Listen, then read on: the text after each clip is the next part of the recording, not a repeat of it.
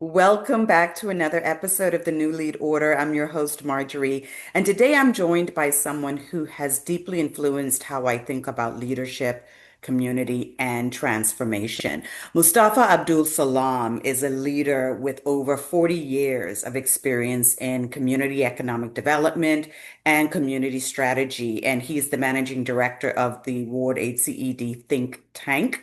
And his work is rooted in organizing communities from the ground up. Mustafa brings a really rare blend of strategic thinking, spiritual insight, and lived experience from leading venture capital efforts into urban markets. So, today we're going to be talking about what it means to lead from the bottom up, why community driven framework matters, and what spiritual leadership looks like in action. We're also going to hear more about Mustafa's interesting background story, the lessons he learned playing basketball at UConn, and what that taught him about how to lead. Enjoy this episode. All right, welcome, Mustafa, to the New Lead Order podcast. Thank you for joining us today. It's my pleasure. Thank you for inviting me.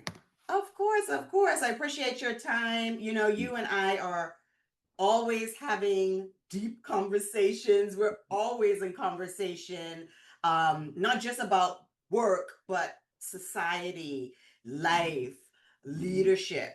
Mm-hmm. And we've known each other Yeah. for a few years now. And, you know, after working so closely with you this past year and helping you get the think tank off the ground, I've Mm-hmm. learned so much from you.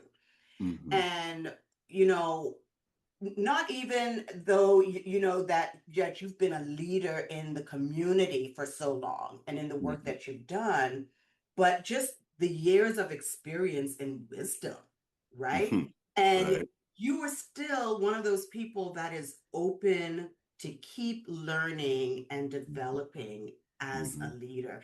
And you can't say that for many men of your age and experience and Mm-hmm. stature. You know, they tend to think you live long enough so you know it all. And Mm-hmm. what did I hear someone say the other day? You can't teach an old dog new tricks, Right. but you know better. Right. Yeah. I agree. And again, thank you for giving me this opportunity and all the support you have given to me over the years. So this is something that I'm really excited about, participating in because leadership, particularly in this time, is so very important.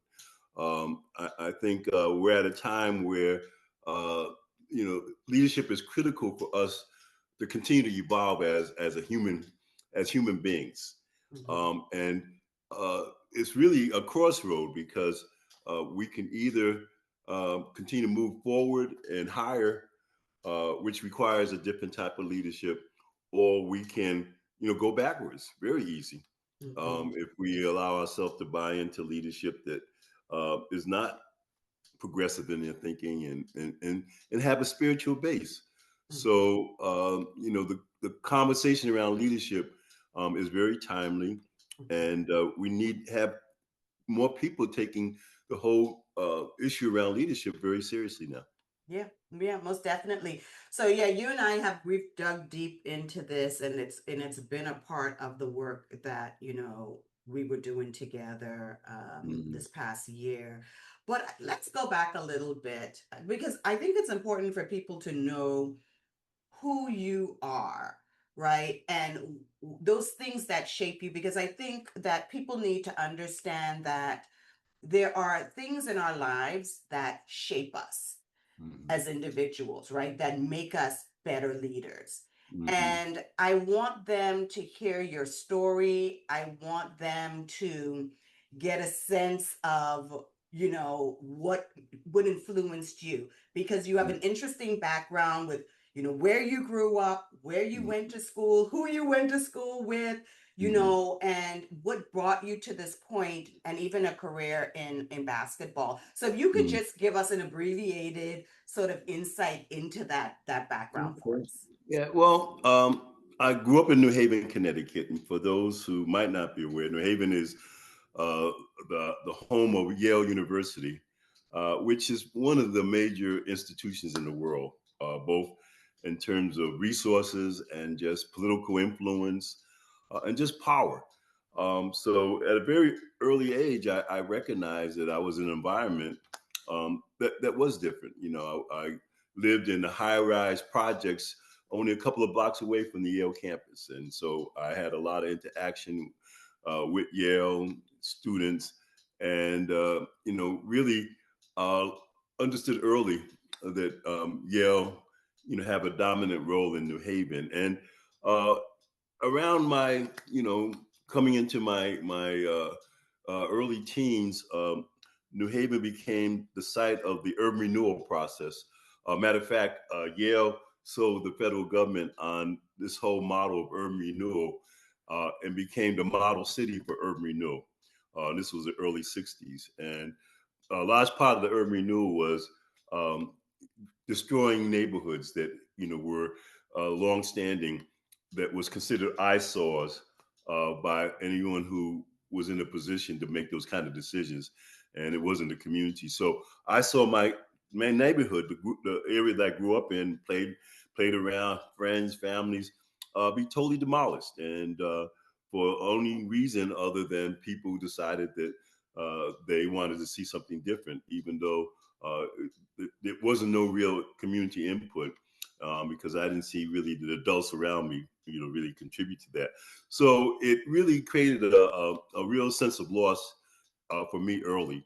And I have grown to appreciate that a large part of urban renewal that New Haven was a model for, some called it Negro removal, because a lot of energy and effort went into removing Black people from their community. No matter where you go in the country, when you hear stories in different communities, cities around the urban renewal process, it usually was about displacing a lot of poor Black people from the center city to outside, and I witnessed that very early, very traumatic.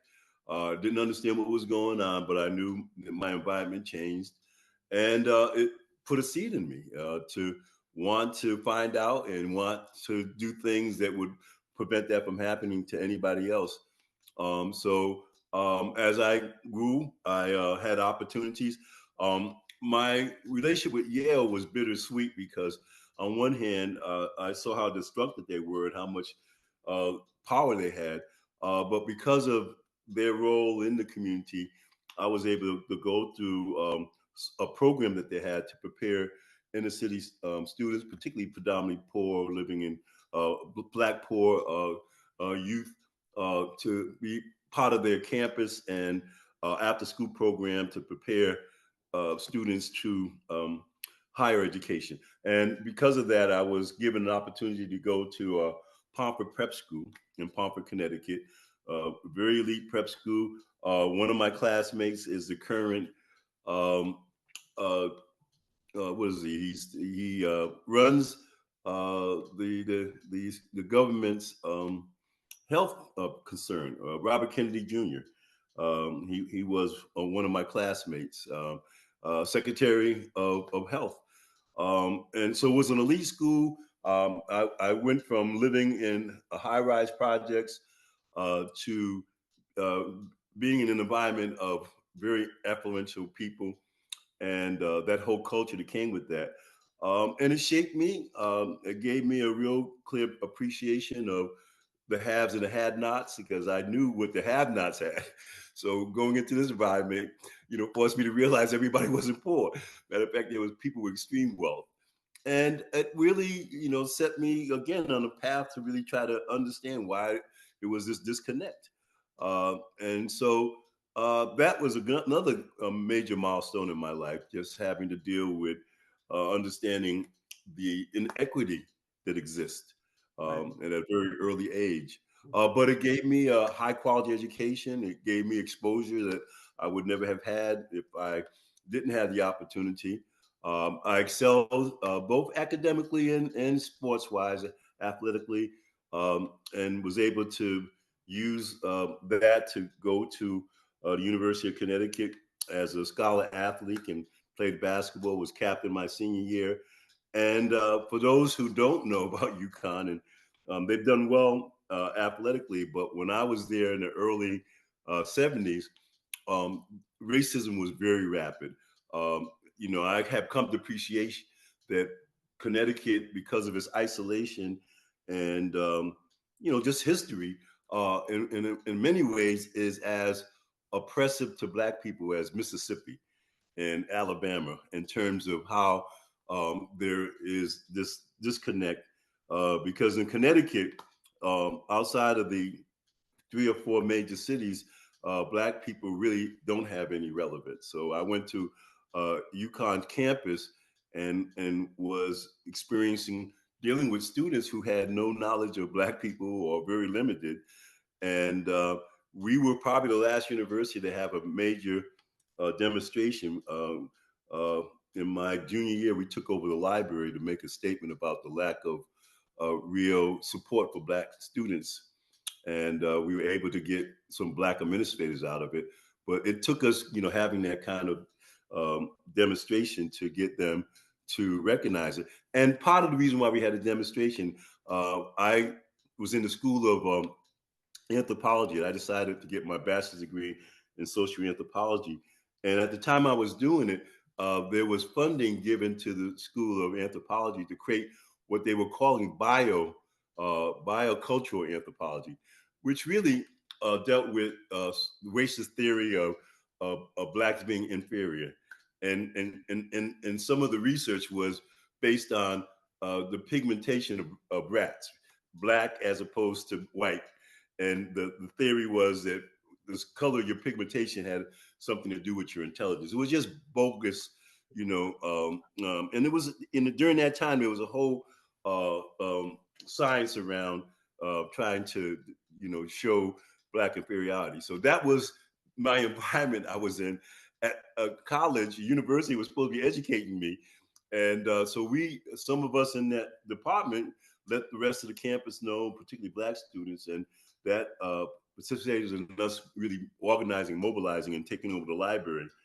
Again, another major milestone in my life. Mm-hmm, mm-hmm, mm-hmm. So if you put all those together, Yes. came out of UConn very angry because of the racism and my experience with what happened in the School of Anthropology, and also my basketball career was very challenging. We played in the Yankee Conference, so we competed with universities like Maine and New Hampshire that was even more isolated than Connecticut. And I had experience going to like Maine and playing basketball and having pennies thrown at us by some of the participants there. And Wow. I don't know what it meant, but they were hard when they hit us. But it was just their, I guess, statement that of how they felt about us, Yeah. and Yeah. it was very as a young person, early 20s, really made no sense. So I had to deal with the realities of racism and inequity and power issues very early. So Yeah. it really shaped my desire to develop skills and understanding of how to deal with that in a way that could help others not have to have the experience I had. And so Yeah. those are the major elements that have gotten me here. Yeah, all of those though, if you know, that's why I said your story. The book is coming. That's the next project we Right. must work on, Mustafa. But Right. Right. all of those experiences primed you, prepared you, because you experienced some things and you realize there's something that I want to do about this. There's a Mhm, stand that I want to take. And mhm, so every time you made a stand, it puts you, and people don't realize this, whenever you make a stand for something, you're being put in a leadership role. You may not be have a bunch of people following you, right. right? But you're standing up for something and you're a part of something, a Right. movement of making a difference, right? So Mhm, along the way, you saw all of this happening. And so I want to talk about basketball in particular, right? mhm, mhm. And I think you were the captain of the basketball Yeah, my team senior year, I in your was senior year. chosen to be captain, and Yeah, yeah, it was a good that's honor. a leadership role. Well, and that's where it came from. It came from my teammates, and then recognizing that that I made the commitment, and they, were willing to follow me. So yes, that was a real So tell us expression how of that leadership. shaped, how did that shape your Well, leadership skills as well? I've always had, saw myself as a leader, very early. And and even in my prep school experience, we were isolated population in Pomfret. At most, there was maybe a dozen or so of us, small percentage of the population. And as I grew older in my experience in Pomfret, I took on leadership role to make sure some of the younger students were taken care of, or could make the transition. So I've always saw myself as a leader, and I always felt that one of the strongest roles I had in being a leader is to serve other people. So at the time, I didn't realize it, but my mentality has always been to be a servant leader, which meant that my leadership role was to really help other people and help other people in terms of their needs. And whatever power that I needed to develop around my leadership role was to support people and making sure that they were protected and taken care of. That's a different concept of being a leader that sees gaining power for their own separate interests and desire. And I Mhm. think you have people to operate with that. I think my desire to serve came about from, again, my personal experiences and appreciating that there were a lot of people being victimized, uh, and those that were perceived as not having power being abused. So it was my desire to at least want to, as much as possible, support those kind of individuals. Yeah.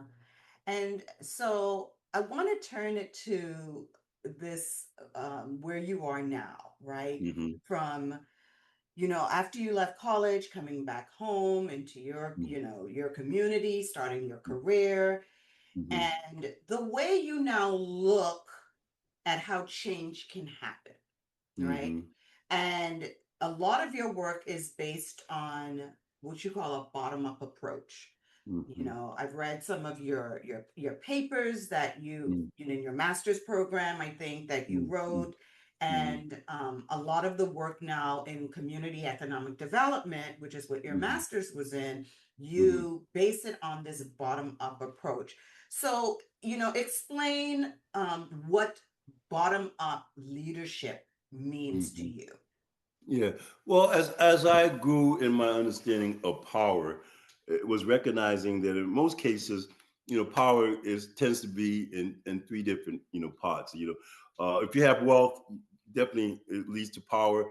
If you control institutions that have resources, that's another level of power. And then if you can influence a lot of people, that's power. It's important to have one of those elements. Those that have all three, or at least two, more than likely have a lot of control and can make things happen. Um, for an individual or community not to have any of those means that you tend to be powerless or perceive yourself as being powerless, and others do. And in a society that is based on power, to be perceived as powerless is not a good place to be. Mhm. uh, because then you're at the whims of, how other people want to treat you.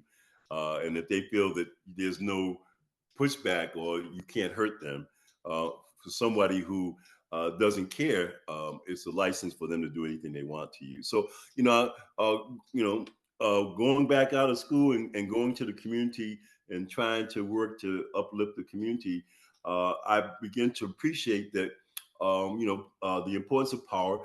As you mentioned, my master's thesis was doing an analysis of New Haven over a 30-year period and looking at who had power in the community and how that power shaped what New Haven looked like. So it really gave me an appreciation of, those invisible forces, and most times that really controlled what was going on in the community. And it led me to appreciate that if I was going to really help the community in this development, then I had to help them gain power. And I had experiences where, in organizing people, numbers, I was able to see, how power manifested itself, and how people in power dealt with uh, uh, people who they may not seen him being powerless in the past, but as they gained power, the relationships changed.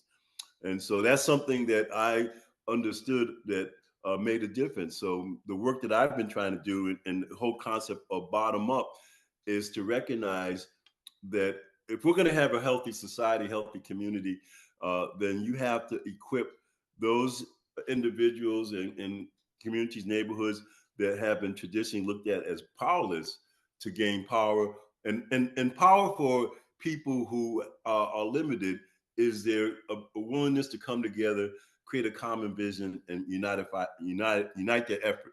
Yeah. You don't have money, you don't have control over institutions, but if you can get as many people as possible to come together with a common vision, that becomes power both politically, economically, and a lot of other ways.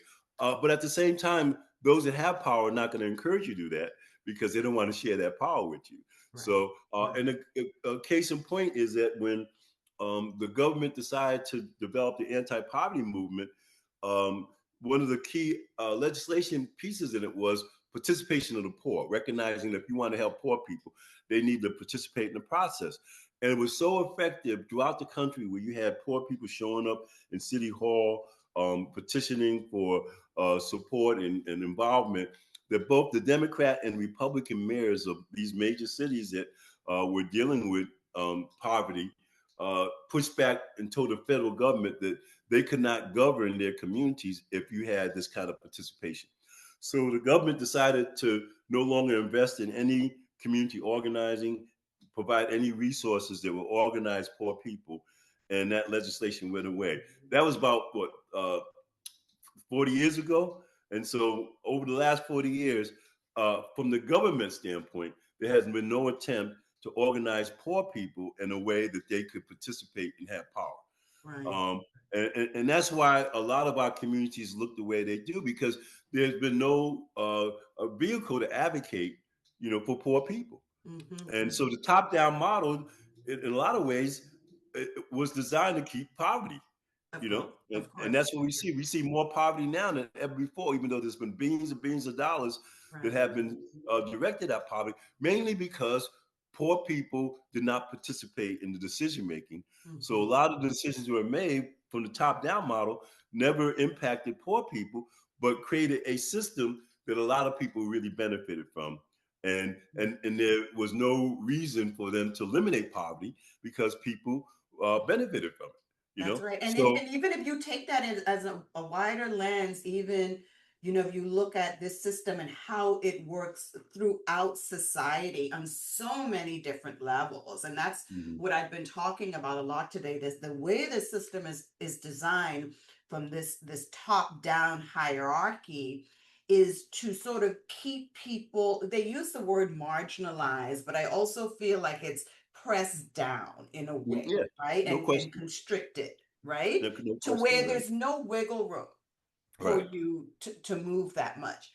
But right. you have been able to, in your work in DC and Ward 8 in particular, with your most recent project, you've been able to come in using a bottom-up approach, a leadership model to get the people in the community to do something together to ultimately come out with this very comprehensive report.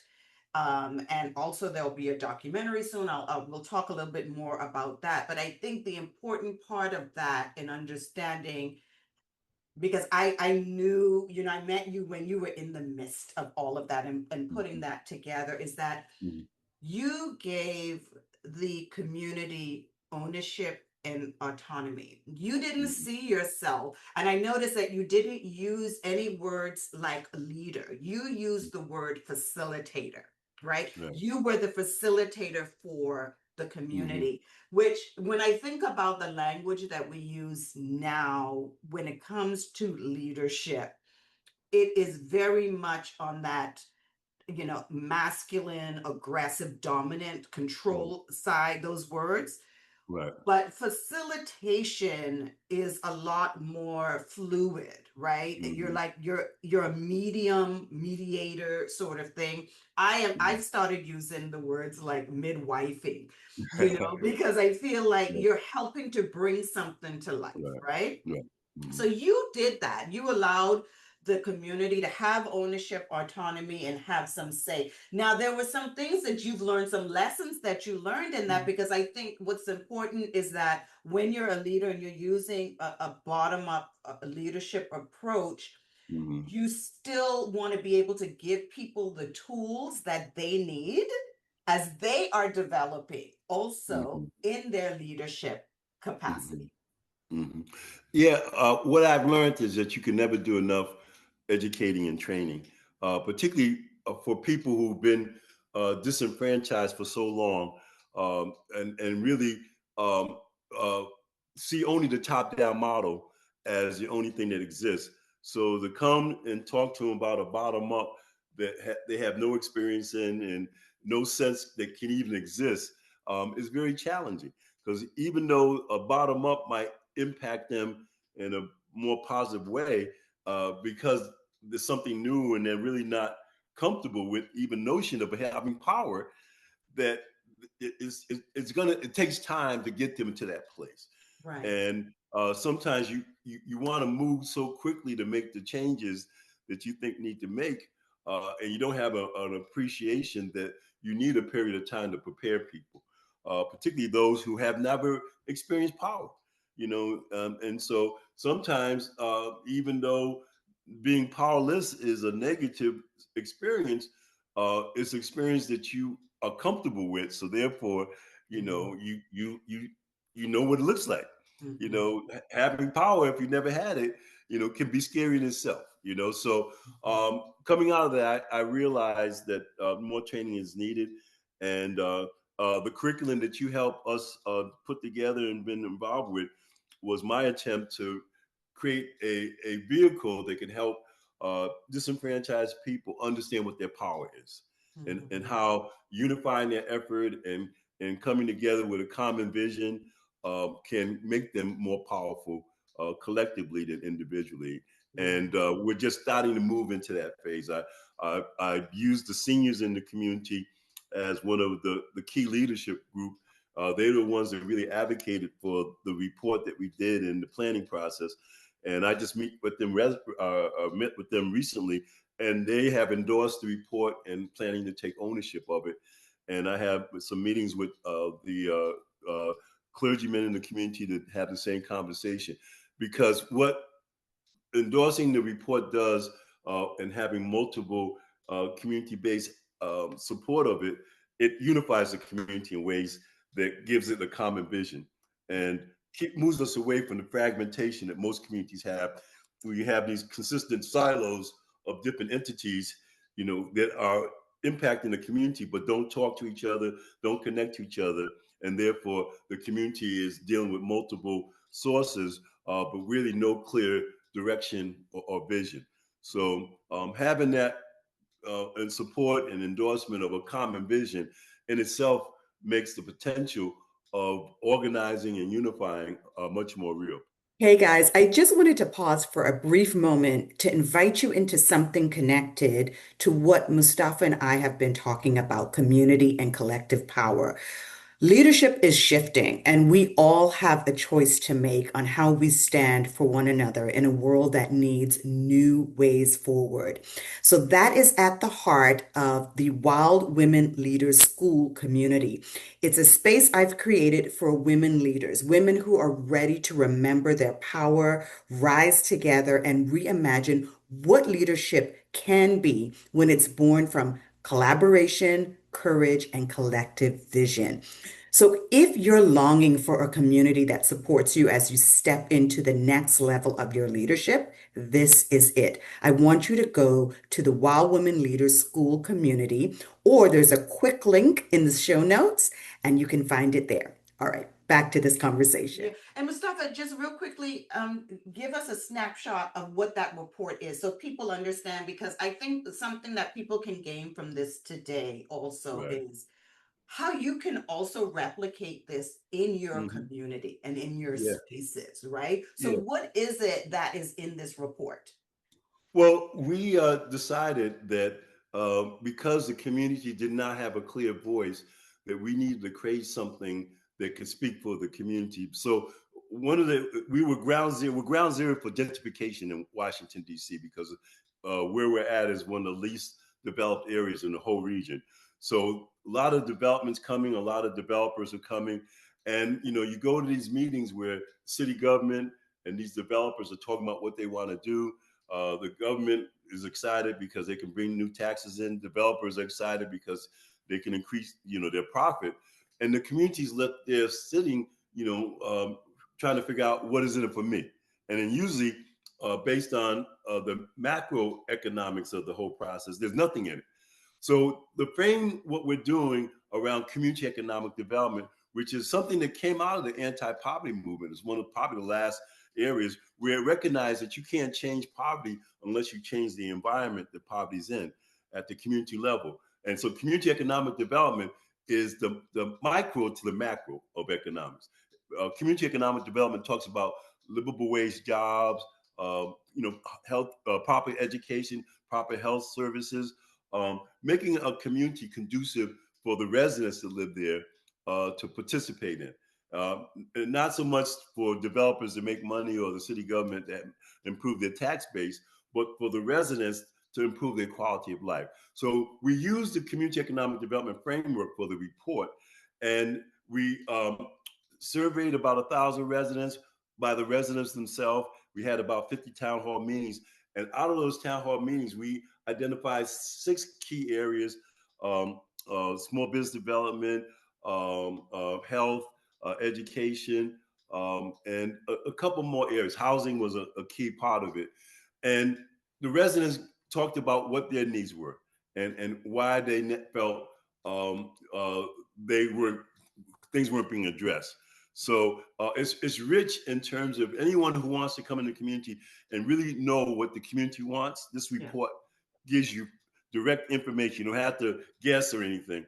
So for the residents, it's their voice. They now have a voice. And they can Mhm. go to meetings and say, read the report. Mhm. For those outside the community that really want to help the community, they don't have to come in and guess. They don't have to go talk to individuals or try to figure out what's happening. So, all right, so let's talk a little bit now about how spirituality has also shaped your leadership and what that looks like for you on a day-to-day, because I know that you're not a deeply religious person, but you have some religious practices, you have some spiritual practices. And so what does that look like for you on a day-to-day basis, and how important is that for leaders? Yeah. Well, again, just to uh, define where I'm at, there is a difference between religion and spirituality, and I think that's important. I've always been a spiritual person. I chose to look at different religions, and there's been several that I've, somewhat have embraced. As I have matured in my personal development, is recognizing the limitations of being dogmatic about anything, particularly your religious beliefs.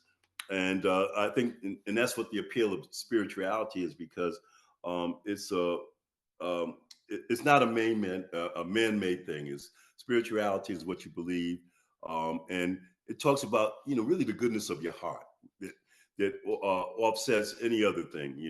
Because and where I'm at now, that I'm more attracted to someone who is kind and really uh, has the best interest of other human beings in mind, as opposed to what your title or your label or whatever you call yourself, because that is misleading at times.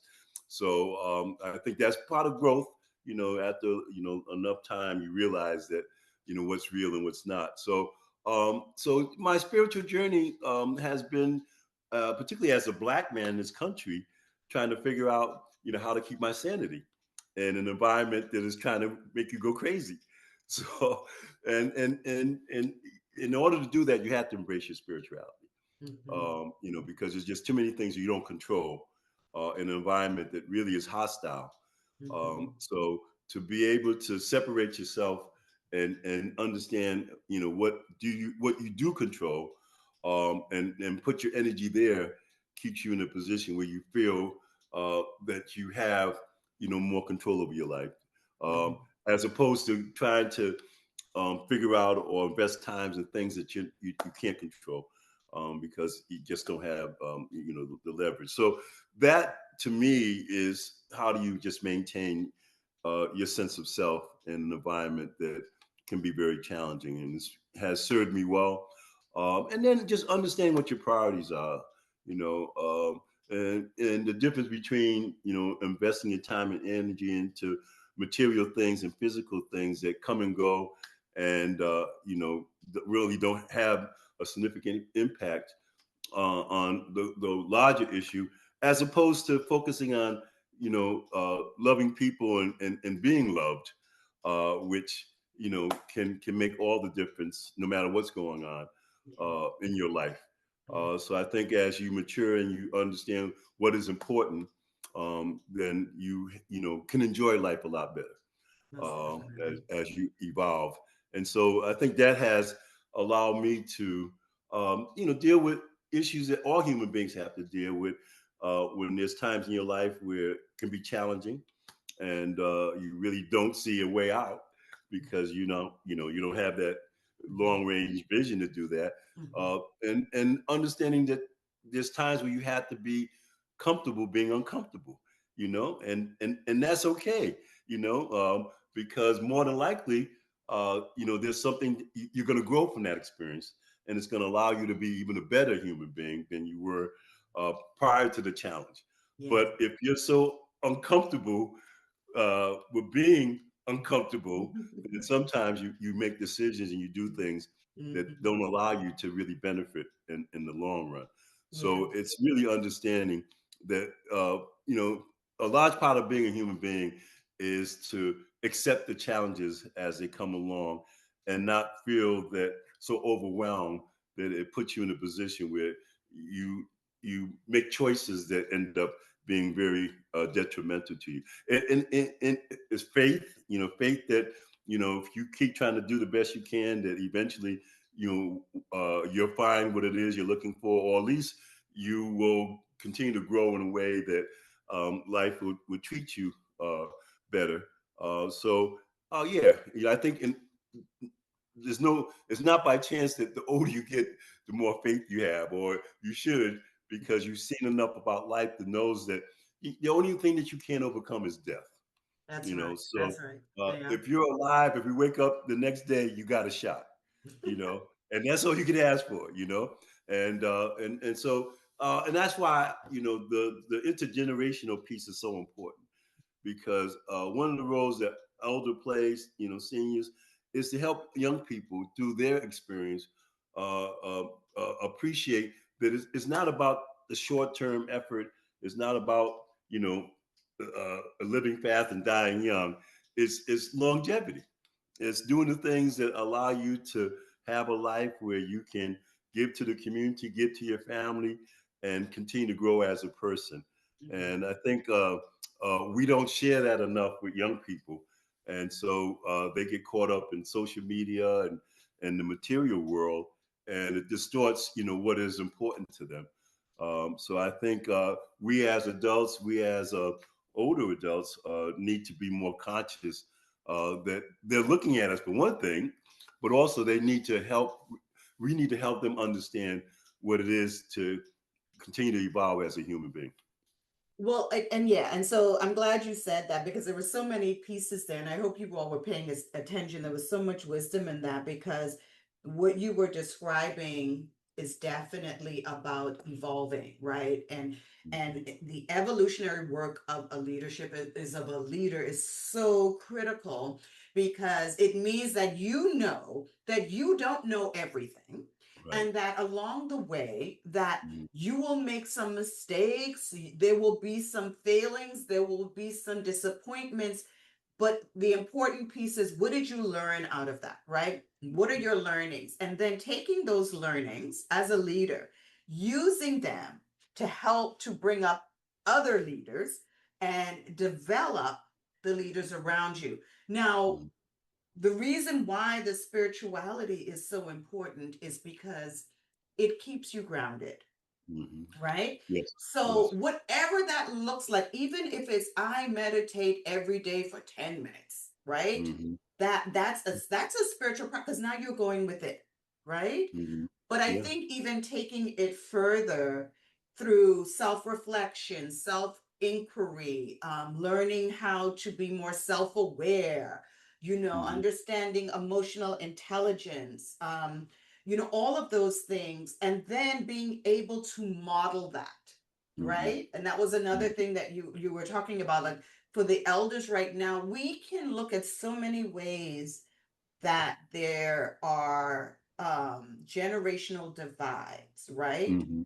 And I was saying to someone that we're in a period where we can go into a workplace and we have between 3 to 4 generations Mhm. possibly working together, right? Yeah. Some Yeah. baby boomers who are still working because they Mhm. love what they do and Mhm.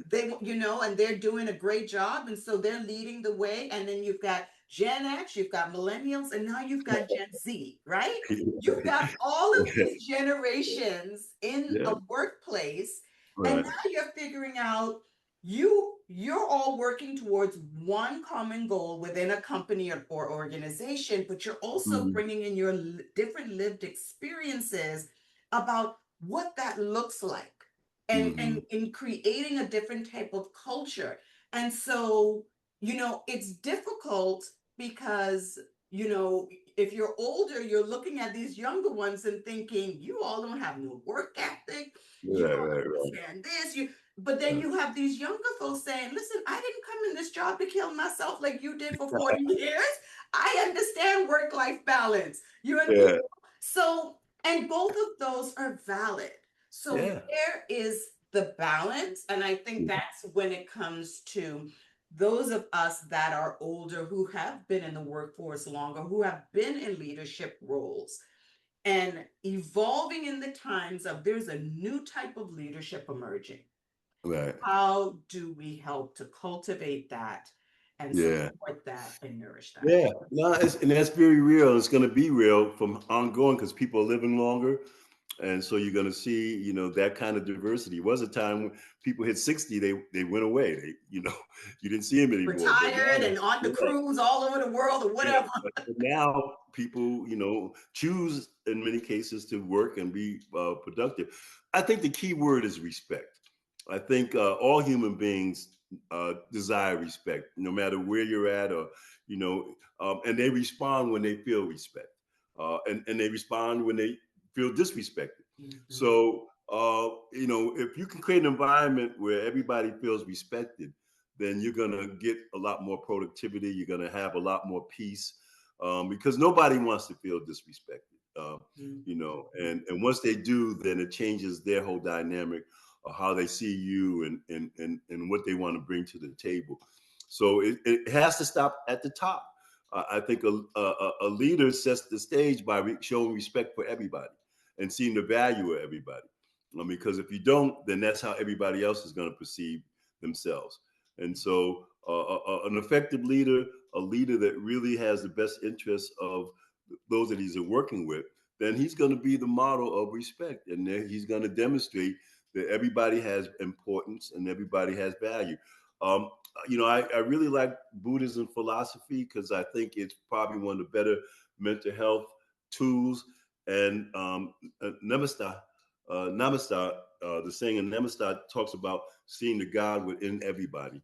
And so to have that as an operational model for anything you're involved, where you truly see whoever you're dealing with not only being equal, but needing to be valued and respected, creates an environment where everybody can reach their fullest potential. And that's what you want. You want to create an environment where everybody can maximize their energy, because then that's going to be to everybody's benefit, and you're going to see everybody grow and develop in that kind of environment. So, uh, leadership, and you don't have to be the head leader. I think sometimes it's even more effective when you have uh, non-formal leaders um, have that kind of mentality, because they're the ones that really you kind of set the stage in the organization, Yeah. as opposed to those at the top. But clearly, if you're at the top of the organization, your impact is significant. So Of course. if you're operating from a level of respect, then that sets the stage for everybody else. But you want an environment where everybody feels responsible and can take leadership and encouraging everybody respecting each other. Oh, yes. There's all types of different leaders within your organization. And it's important that for any CEO or executive director to understand what those strengths are, those leadership strength points, and all of your employees, no matter where they fall Mhm. Right. on, on the organizational chart, because you now have leaders who can, move around in the company in different ways. You can help develop that. So it's so important. So I have one last question before we close Mhm. up, but I want to just speak to just closing up this last area about what we just talked about. Um, Generational gaps within workplaces, but also understanding that people are living longer and they're choosing to stay at work longer, but they're also choosing to start new things like you Mhm. did, right? Mhm. At Yeah. this point in your life with Yeah. starting the think tank. But as we heard from your story, all of this was in the making, Mhm. Yeah. because you're doing right now, this is about your legacy, Right. right? And I It think is. that that is so important to understand too, when you are maybe a public facing Mhm. leader in that Mhm. respect, Mhm. is you want to think about the legacy of the work, the legacy of the people who worked with you, Mhm. right? And what that all means. And so you keep creating, keep evolving, Mhm. and keep tapping into what's going on within you, because Mhm. the longer that you're here, the more you're learning, the more you have to give to the world. Yeah. And we live in a time where we're seeing, I know you're looking at the world right now and you're Mhm. like, this is just, so much has changed, right? And I know you Mhm. lived through the 60s as well, Right. but this Mhm. is a different time. Everything is so polarized. And I Right. think we are living through a very historical time, a turning point in this country, that it will never look the same again. So this Right. is why I always talk about the leaders we need now and in the future. It's going to be different. But what are you most hopeful for in this moment? Like, what gives you hope about the moment that we're in? Because we could always find so many ways not to be, but I think there's a lot to be hopeful about. And what are you hopeful? Yeah. Well, to be a healthy human being, you have to maintain a level of optimism, because without that, why do you get out of bed in the morning? I mean, really, so for me, and having 8 grandchildren, um, I have full responsibility to do whatever I can to give them a better opportunity than I have. Otherwise, what is my legacy? What was my purpose to be here? And I see children in particular having so much potential, that if we choose to invest in cultivating it, they are the answers to all our problems. But if we don't invest in them, we don't allow them to have the space to grow healthy, then yeah, that limits our future. You know, so my philosophy has always been, in anything I do, to be child centered, family focused, and community based. Everything we do needs to be measured on the impact it's going to have on children. If it's not going to have a positive, healthy impact on children, the question is why we're doing it. And to have healthy children, you need healthy families, and you need communities that are healthy enough so that the families can raise healthy children. That is the ecology that we have to buy into, and that's what has gotten us here. You can measure the success or the power of a nation by how it takes care of its children, and it goes as early as prenatal care. If you're not helping the mother of that child with the best care that she needs to raise, to give birth to the healthiest child she can, and for that first 5 months, I mean, for 5 years, that that child has all the support they need, then your nation's going to be doomed. Because you're not going to produce healthy human beings that can carry your nation forward. So a nation that is not focusing on youth and developing youth has tremendous limits, and I think that's the challenge that we have right now in this country. Our priorities have not been directed towards human beings in a way that we are investing in developing healthy human beings. And so, no matter how much money this society creates and how much wealth and power it has, um, if we're not investing in the core issues such as our children, then we're limited, and for the most part, we're going to be doomed. Yeah. Oh, wow. Yeah, that well said. And I totally agree. And I think that that is something that we overlook when we think about the future of this nation. What are we leaving behind for our children and their Mm-hmm, children, right? mm-hmm, And so mm-hmm. that is so important. Mustafa, this has been such a really rich conversation. Again, every time I speak with you, I learn something new. And there's so much ahead for the think tank. I know there will be the release of a documentary based on the work that you have done in Mm-hmm. Ward 8. Mm-hmm. And I know right now that you're in that funding stage of the think Mm-hmm. tank where Right. you're looking for partners and Mm-hmm. funders to help you to move this work forward, not just in that area of DC, but throughout the country. And so I want to be able to help you do that. So we're going to provide those links and that information in the show notes for everyone, with a link to the website, and also how you can get in contact with Mustafa directly, if you would like to either have him come and speak, or have his consulting services for your needs. So I think at the end of the day, you all, when we think about leadership, I've always felt like leadership has become corporatized. Whenever we talk about leadership, we talk Yeah. about it Corporate within model. organizations, yes, CEOs, executive Yeah. directors, that sort of thing. And Mm-hmm. I want us to start thinking about leadership the way we used to years ago, with a wider and bigger lens, when we look at people who are making some impact within our communities and within our society or around the world. And this is why I say everyone is a leader, right? Mm-hmm. Your leadership capacity can be within your community. Well, let me tell you something. Your leadership starts with self. You Yeah. need to be leading yourself, Exactly. You can't lead right? anybody else unless you lead yourself, right? Exactly. I always say change starts with you. The leadership starts with you. You're leading your life, and then it goes from there. So Mm-hmm. there was so much wisdom in everything that Mustafa shared with us today. And again, I want to thank you for joining us on Yeah. the New Lead podcast. And Yeah. hopefully we can continue this conversation when you're in phase 2 of everything with the think tank, and we can have more Yes. conversations about that.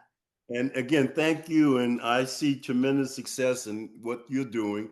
And I know that people, once they begin to really pay attention to what you're doing, will support it significantly. Of So course, of yes, course. your future is bright. Thank you. Thank you for joining us for this powerful conversation with Mustafa Abdul Salam.